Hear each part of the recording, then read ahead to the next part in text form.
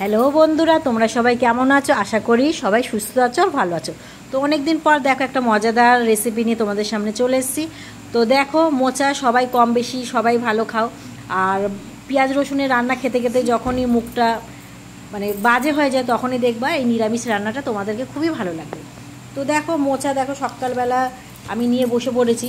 আর মোচা যেহেতু দিনের দিন কাটা যায় না, সেই জন্য আগের দিনকে ছাড়িয়ে রেখে দিয়েছি। দেখো মোচা কাটা হয়ে গেছে, দেখো জলের মধ্যেও ভিজিয়ে রেখে দিয়েছি, কেন মোচার একটা কষ থাকে, সেই কষটা রান্নাতে ভালো লাগে না, সেই জন্য মোচাটাকে আমরা সবার প্রথমে ভিজিয়ে নেবো জলের মধ্যে। তো জলের মধ্যে দেখো আমি সেই মতোভাবে ভিজিয়ে নিয়েছি। তারপর দেখো জল থেকে, আর হ্যাঁ বন্ধুরা, মোচা কাটার সময় কিন্তু হাতে জানো তো একটা কষের দাগ হয়, সেই জন্য তোমরা সবসময় যখনই মোচা কাটবে সর্ষের তেল মেখে নেবে। তো দেখো যথারীতি আমি জলের মধ্যে ভিজিয়ে রেখেছি, যেই মতো কথা সেই মতোই কাজ। তো তারপর দেখো জল থেকে তুলে এটা সোজা কড়াইতে দিয়ে দিলাম। তো কড়াইতে না দিলে, এটার ভাপ না দিলে এটা খেতে টেস্ট হবে না, কেন এটার মধ্যে একটা কষ থাকে, তোমাদের প্রথমেই বললাম। তো মোচা অনেকে চিংড়ি মাছ দিয়েও ভালো লাগে, কিন্তু মোচা জিনিসটা নিরামিষও ভালো লাগে, চিংড়ি মাছ দিলে তো কোনো কথা না। কিন্তু যেহেতু এটা আমি নিরামিষ দিনে রান্না করছি, সেই জন্য আমি চিংড়ি মাছ দিতে পারলাম না। তো দেখো জল ঝরিয়ে নিলাম আর কড়াইতেও তেল দিয়ে দিলাম। তো এই কড়াইতে এর আগে আমি রান্না করেছি বলে দেখো কিছুটা তেল বাকি রয়েছে। তো সেই জন্য দেখো এই তেলের মধ্যে আমি ফোড়ন দিয়ে দিলাম। তো সবার প্রথম জিরে আর তেজপাতা ফোড়ন দিয়ে দিলাম। তারপর আমি ছোটো ছোটো করে আলু কেটে রেখেছিলাম, সেটা কড়াইয়ের মধ্যে দিয়ে দিলাম। তো তোমাদের যেটা বলছিলাম, যে মোচা আমাদের বাঙালিদের খুবই একটা ট্রেডিশনাল রেসিপি। এটা কম বেশি সবাই খুবই পছন্দ করে। আমার বাড়িতেও নিরামিষের দিনে একটু সেরকম স্পেশাল কিছু না হলে এদের পাতে দেওয়া যায় না। তো দেখো নিরামিষ যেহেতু আমি চিংড়ি মাছ দিতে পারবো না, সেই জন্য দেখো ছোলা দিয়ে দিচ্ছি। আলু আর ছোলা, আলুটা ভাজবো যেহেতু, সেই জন্য ছোলাটাকেও ভাজতে হবে, সেই জন্য আলু ছোলা আমি একবারই কড়াইতে দিয়ে দিলাম। তো ছোলাটা আমি রাত্রেই ভিজিয়ে রেখেছিলাম।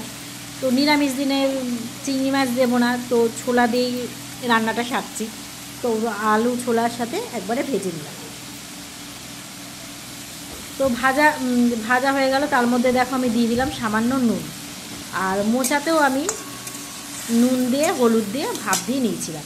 তো আলু ভাজার সাথে সাথে নুন দেওয়ার পর তারপর দেখো দিয়ে দিলাম কেটে রাখা টমেটো। তো নিরামিষ রান্নাতে বন্ধুরা আমি নিরামিষ বলে না, আমার টমেটোটা বাড়িতে সিজন ছাড়াও 12 মাস আমার বাড়িতে টমেটো থাকে। কেন রান্নাতে কেন জানি না, ধনেপাতা টমেটো না দিলে আমার রান্না মনে হয় না কমপ্লিট হয়েছে। তো দেখো তারপর টমেটো দিয়ে দিয়েছি, তার মধ্যে দিয়ে দিয়েছি জিরের গুঁড়ো, ধনে জিরের গুঁড়ো দিয়ে আর লঙ্কার গুঁড়ো দিয়ে দিয়ে একসাথে আমি নাড়িয়ে ফেললাম। তারপর দেখো যেই ভাজা ভাজা একটু হয়ে গেছে, তার মধ্যে আমি দিয়ে দেবো সামান্য পরিমাণে জল।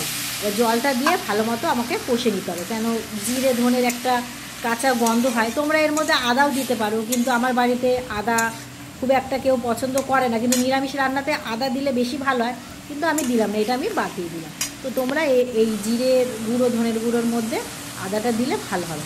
তারপর দেখো যেই মশলাটা কাঁচা গন্ধ চলে গেছে, তখনই তার মধ্যে দিয়ে দিলাম যে জল ঝেড়ে রেখেছিলাম সিদ্ধ করা যে মোচাটা, সেটা তার মধ্যে দিয়ে দিলাম।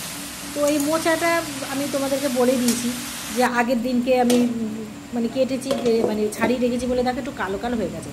তারপর দেখো যাতে ভালো মতো মজে যায়, সেই জন্য আমি ঢাকনা দিয়ে দিলাম। যে কোনো রান্না ঢাকনা দিলে একটুখানি রান্নাটা ভালো পরিপূর্ণ সিদ্ধ হয়। তো আমিও সেই মতো দেখো ঢাকনা দিয়ে দিয়েছি, দেখো তাড়াতাড়ি দেখো জলটাও টেনে নিয়েছে। আর ঢাকনা খুলে আমি দেখছি বারবার যে ভালো মতো সিদ্ধ হয়েছে কিনা। তো দেখো আমার রান্না অনেকটা হয়ে গেছে, যেহেতু নিরামিষ রান্না সেরকম কিছু মশলা দিতে হয় না। আর এই যেহেতু নিরামিষ রান্না, এই একটা মশলা আমি সবসময় ভেজে রেখে দিই। এই ভাজা মশলাটা আমি কষানোর পর আমি দিয়ে দিই। তো দেখো যেহেতু নিরামিষ রান্না একটু টেস্ট না হলে, দেখো বাড়িতে আমার বাচ্চারাও আছে, তারা খাবে না।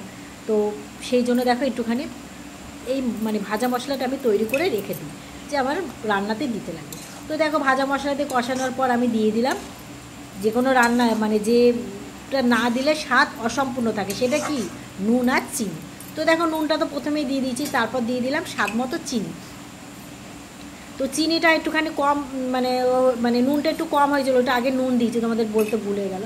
আগে দিয়েছি নুন, এরপর দিলাম চিনি। কেন আমি আগে ফট করে নুনটা বেশি দিইনি, কারণ যেহেতু আমি মোচাটা যখন ভাপ দিয়েছিলাম তার মধ্যে নুন দিয়েছিলাম, সেজন্য আবার পরে আমার নুন দিতে হলো। তোমরা তোমাদের পছন্দ মানে স্বাদ অনুযায়ী নুনটা চিনিটা ব্যবহার করো। অনেকে চিনিটা কম খায়, কিন্তু নিরামিষ রান্নাতে একটু মিষ্টি না হলে ভালো লাগে না। তো তারপর দেখো ভালো মতো কষিয়ে নুন চিনির মিশ্রণটা যখন ভালো মতো মিশে গেছে, তারপর আমি যেহেতু রান্নাটা আমার মোটামুটি হয়েই গেছে, ভাজা মশলাও দেওয়া হয়ে গেছে, আর এরপর আমি দিয়ে দিয়েছি কুচানো ধনেপাতা। সেটা আমি তোমাদেরকে আর দেখাতে পারলাম না, কিন্তু দিয়েছি। আর দেখো দিয়ে দিলাম গরম মশলা, আর সবার লাস্টে আমি দিয়ে দিয়েছি কেটে রাখা কাঁচা লঙ্কা। মানে রান্নার লাস্টে এই কাঁচা লঙ্কাটা দিলে এর যে একটা গন্ধ, এটা সত্যি খুব ভালো লাগে। তোমরা যদি ভালো না লাগে তোমরা এটাকে স্কিপ করতে পারো। তো দেখো আমার নিরামিষ মোচা রান্না হয়ে গেল, তোমরা একদিন বানিয়ে দেখো।